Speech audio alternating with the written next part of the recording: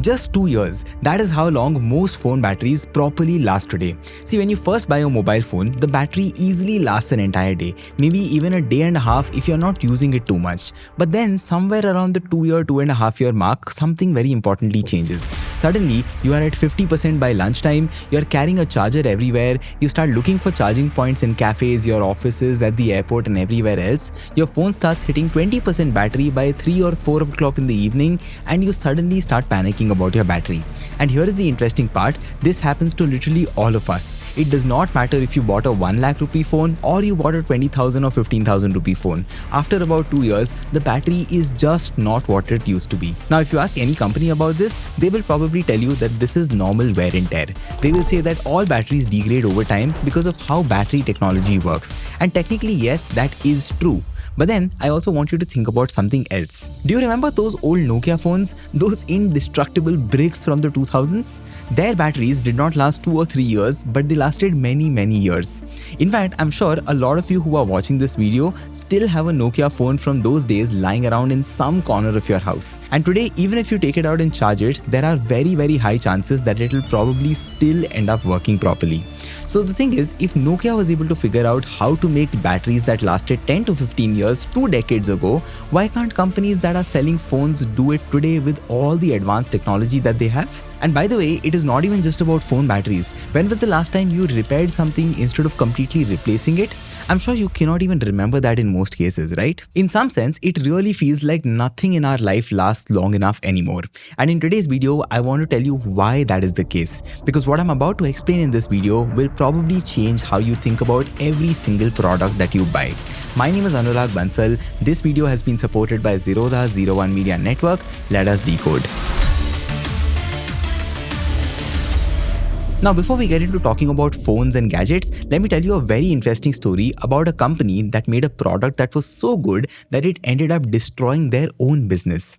The company is Tupperware, and I'm sure you have used it or at least seen their tiffin boxes and water bottles somewhere in your neighborhood.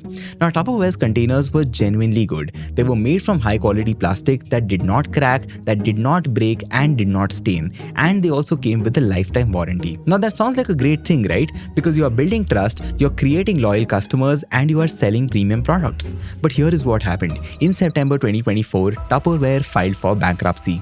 Now, this was not because their products were bad. It was not even because their customers did not like them. It was because their products were too good. See, the problem was that a typical household that bought a Tupperware set once almost never needed to buy another set again. These containers lasted many years without any issues whatsoever. So once every household that could afford to have a Tupperware had a Tupperware, sales instantly dropped to insanely low numbers. Why? Because there was no reason to buy more. The company had accidentally made themselves unnecessary. They sold the last container that you would ever need, and then they suddenly had no customers left. Now, the reason why I'm telling you this story is because Tupperware represents the old way of doing business. In the old days, companies used to compete on quality and durability. The goal was basically to make products which could last as long as possible.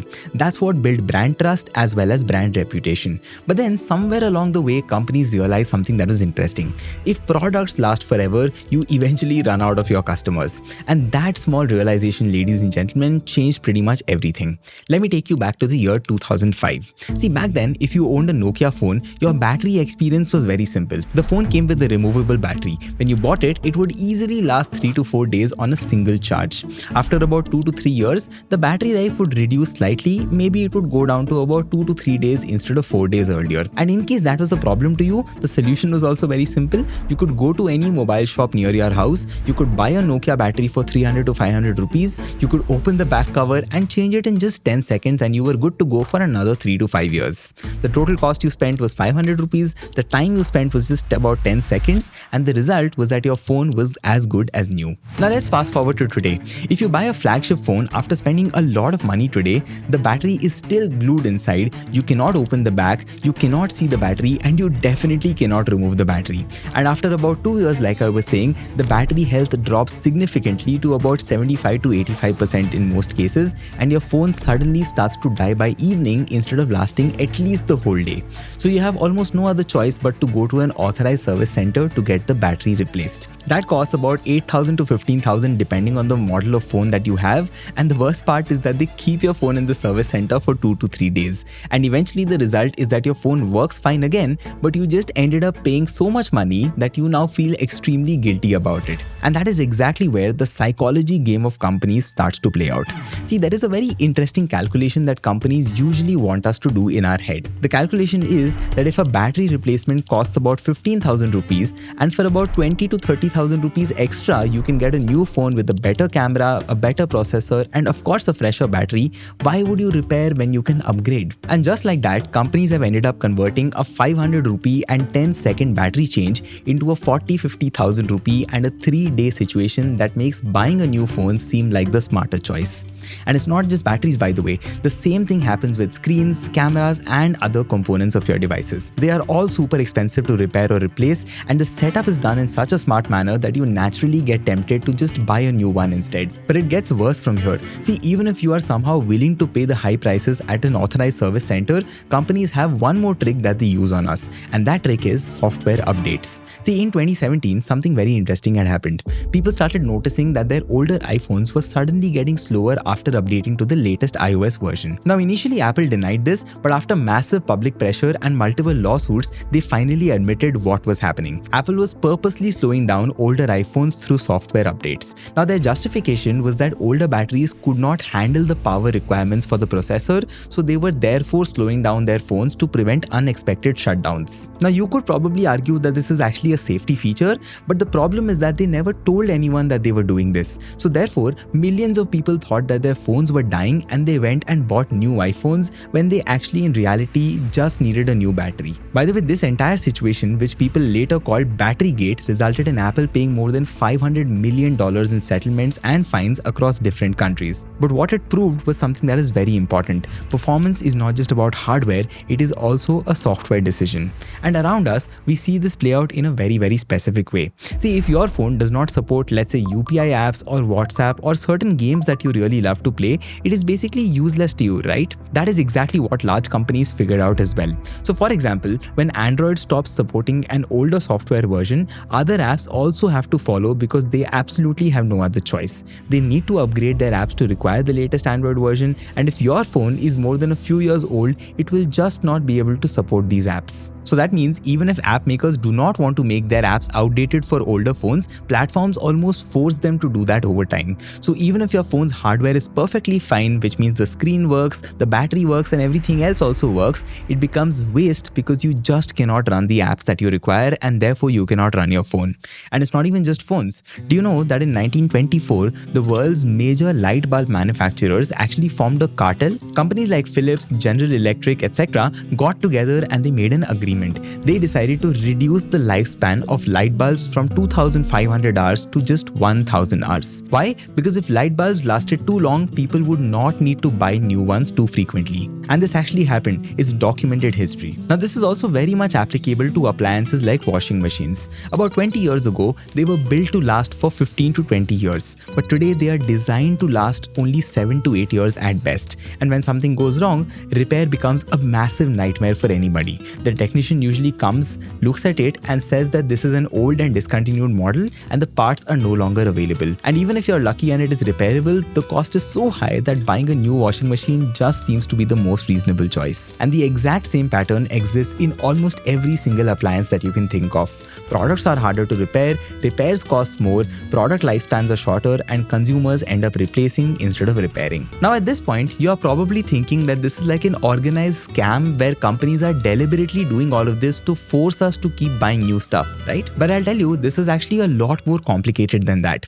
Think about an iPhone or a MacBook for a second. When you hold these products, they feel really good, right? They are thin, they are sleek, there are no visible screws, no gaps, and everything just feels like one solid, well-made piece. The question is, how do companies really achieve this? It is by sealing everything tight and by sticking components to each other. So that is like a trade-off, because if Apple has to make these products easily repairable, the entire design in some some sense would have to change fundamentally. They would need to make a thicker body, they would need to create panels that can be opened, and in this entire thing, the product feel and aesthetics would have to heavily suffer.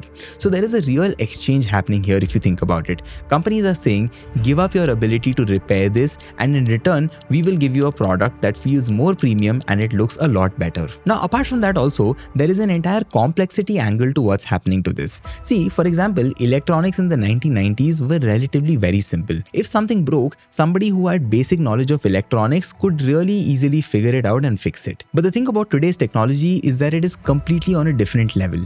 Modern processors have billions of transistors packed into a chip that is smaller than the nail of your finger. So it gets extremely complicated unless a very skilled technician is able to figure this out. Now, of course, this does not mean that repair is impossible, but it does mean that the barrier to entry has gone up significantly. Your neighborhood electronics uncle who could fix your old TV probably cannot fix your new smart TV, and it's not because he's less skilled, but it is because the technology fundamentally has become a lot more complex. And this complexity is only increasing with time, because now we are adding another layer to everything, and that is AI. See, until very recently, a washing machine just had a drum, a motor, and some buttons. So if the motor died, for example, a decent mechanic could very easily replace it and fix your washing machine. But now the same washing machine probably has an app, it might have AI wash cycles and whatnot. So from the outside, it looks the same, but inside there is now an entire computer that is running the show all of a sudden. So now if you go back to the same mechanic once again, that person may have absolutely no idea how to figure out a software glitch or to figure out an AI-based sensor problem. And the thing is, as AI gets more and more integrated into our devices, companies will have even more control over the kind of repairs that we can do. Because the thing about AI is that it is intelligent enough to be able to monitor everything. For example, it can detect if a part has been replaced with a fake part, and therefore it can disable certain features which could force you to depend on the original company for repairs all the time. But anyway, now with all of this information, let's very quickly zoom out and understand what all of this really means for people like you and me. See, 20 years ago, when you bought something like a phone, a washing machine, or whatever it is, you owned it completely. You could pretty much use it for 10 to 15 years if you wanted to. But today, even though you technically own your phone or your gadgets, the company that made it really controls how long you can actually use it. So in some sense, we are no more buying a phone or gadget anymore. We are effectively buying a 3 to 5 year subscription, even if nobody calls it a subscription officially. And look, I'm not here to tell you whether this is a good thing or a bad thing, because on one hand, this entire scenario helps technology to move forward quickly. We get better cameras, we get faster processors, we get better features. But on the other hand, it also creates mountains of e-waste and also takes away true ownership from people like you and me. But that said, here is where things get interesting. See, while companies have been moving in this direction for years, governments have finally started to push back. In India, for example, the government launched something called Right to Repair India in 2022. Now, honestly speaking, it's barely functional at this point, but at least the good thing is that it exists. But that said, the real change is coming from Europe. See, in 2027, a new law comes into the picture which makes it mandatory for every phone that is sold in Europe to have a user replaceable battery.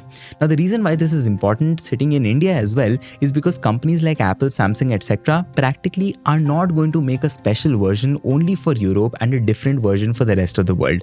So they will probably standardize everything globally. And that means that even in India, we will most likely see the same thing happening. It'll be very similar to how Europe forced Apple to switch to USB-C globally instead of using the lightning cable. But again, the big question is, will it actually matter? Because even if batteries become replaceable, it does not really change everything else that I discussed in this video, because despite all of this, our devices and appliances will practically still feel like subscriptions and not true ownership. That's all I have for you in today's video. If this video made you think differently about the gadgets that you own, I'm sure you'll enjoy watching my other videos on marketing, consumer insights, and businesses. For now though, I'll see you in the next one. Take care and bye-bye.